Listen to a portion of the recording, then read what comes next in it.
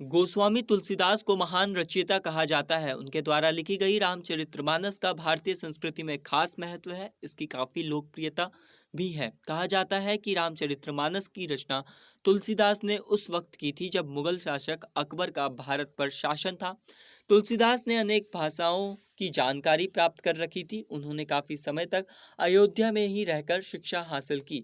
महाकाव्य रामचरितमानस की रचना तुलसीदास ने तब की जब वे 76 साल के थे। गोस्वामी तुलसीदास जी द्वारा रामचरितमानस ग्रंथ महान ग्रंथों में वर्णित है। जिस समय तुलसीदास ने रामचरितमानस की रचना की थी उस समय हिंदू धर्म से जुड़े सभी धार्मिक ग्रंथ संस्कृत भाषा में हुआ करते थे, लेकिन तुलसीदास ने रामचरितमानस की रचना बेहद सरल और सुबोध भाषा में की। उन्होंने रामचरितमानस की रचना अवधी भाषा में की, जिसमें संस्कृत, हिंदी और भारत के कई क्षेत्रों की भाषाएं को शामिल कर लिया। रामचरितमानस को लेकर दो चीज़ों पर प्रश्न उठाए गए। पहला कि यह संस्कृत में क्यों नहीं है, और दूसरा तुलसीदास की एक चौपाई। तुलसीदास भगवान श्री राम की भक्ति में लीन रहते थे, लेकिन उनके एक दोहे का सही अर्थ समझने से लोग अनभिन्न थे और इस कारण इसमें प्रश्न उठाए गए। ढोल गवार शूद्र पशु नारी तुलसीदास के रामचरितमानस की एक चौपाई है। यह चौपाई रामचरितमानस के सुंदरकांड में 58 व 59वें दोहे के बीच छठी चौपाई है, लेकिन इस चौपाई को लेकर खूब बवाल हुआ था। यहाँ तक कि इस ग्रंथ को जला देने की बात तक कही गई थी। कुछ हिंदू विद्वान इसके पक्ष में थे तो कुछ विपक्ष में। रामचरितमानस पर जब सवाल उठे तो आखिरकार यह निर्णय लिया गया कि इस ग्रंथ को यदि भगवान शंकर की सहमति मिलेगी तभी इसे सही माना जाएगा। धर्मगुरुओं की सहमति से रामचरितमानस को वाराणसी में श्री काशी विश्वनाथ मंदिर में सभी ग्रंथों में से सबसे नीचे रखा गया और कहा गया कि यदि सुबह यह ग्रंथ सभी ग्रंथों में सबसे ऊपर होगा तभी इसे मान्यता प्राप्त होगी। मुगल सैनिकों और धर्मगुरुओं की कड़ी पहरेदारी के बीच रात भर इस ग्रंथ को काशी विश्वनाथ मंदिर में रखा गया। सुबह जब मंदिर का पट खोला गया, तुलसीदास की रामचरितमानस सभी ग्रंथों में सबसे ऊपर थी। इस अद्भुत घटना के बाद रामचरितमानस को महत्ता मिली।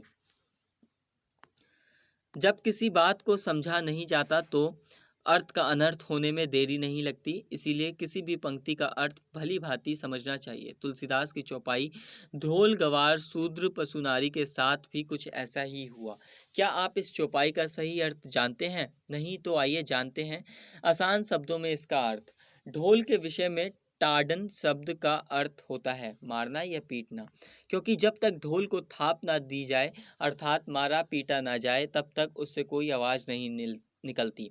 बिना ध्वनि के ढोल का कोई महत्व और उपयोग नहीं होता, लेकिन अगर ढोल पर सही व लयबद्ध तरीके से थाप दी जाए या मारा जाए तो एक मधुर ध्वनि निकलती है, नहीं तो आवाज़ कर्कश होती है। गवार गवार का मतलब अज्ञानी होता है। अज्ञानी या मूर्ख व्यक्ति को जब कोई कार्य दिया जाए तो वह इसी सही ढंग से नहीं करता, इसीलिए उस पर नज़र रखनी ज़रूरी होती है। इसीलिए जब तक किसी को किसी चीज़ के विषय में पूरी जानकारी ना हो या ज्ञान ना हो तब तक उस व्यक्ति पर नज़र रखनी चाहिए, नहीं तो भारी नुकसान हो सकता है।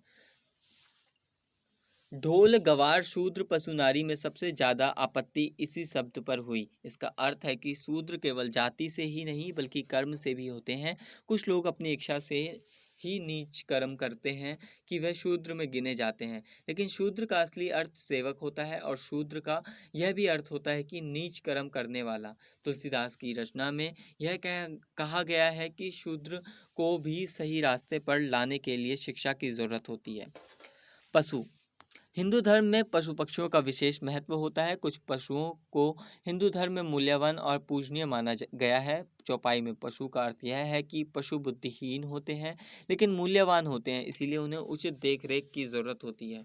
जब पशु झुंड में चलते हैं तो एक व्यक्ति देखभाल के लिए उनके साथ होता है ताकि पशु इधर उधर भटके।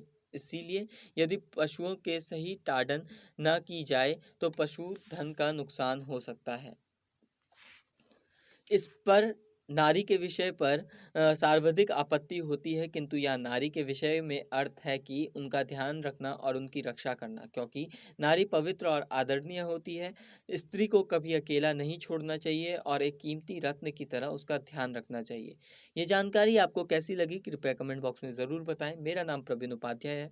आप देख रहे हैं नेक्स्ट 9 स्पिरिचुअल।